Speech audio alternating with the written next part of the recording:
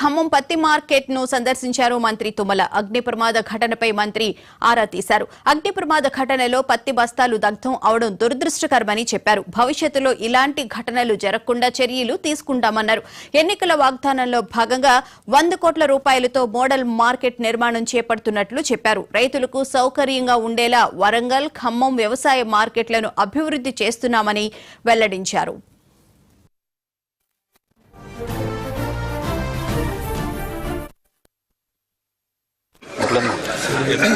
టౌన్లో ఒకటే సార్, ఖమ్మం టౌన్లో ఒకటి సార్, కుసుమంచి ఒకటి, నియర్ బై అంటే మళ్ళీ నేలకొండపల్లి ఒకటి.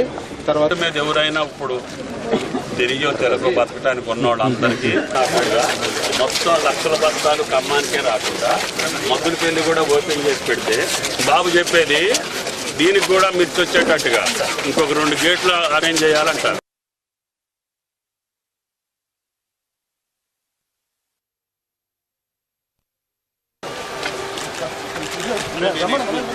అక్కడ రమ్మన్నారు పొద్దున్న ఎందుకు డిస్టర్బ్ చేయకుండా.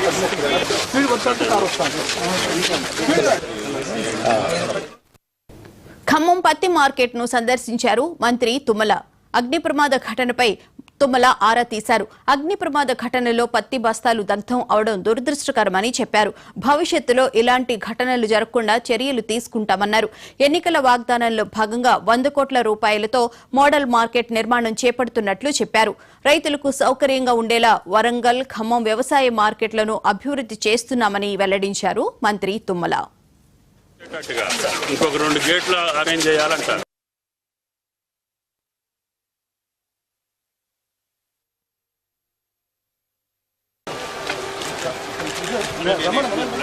అక్కడ రమ్మన్నారు పొద్దున్న ఎందుకు డిస్టర్బ్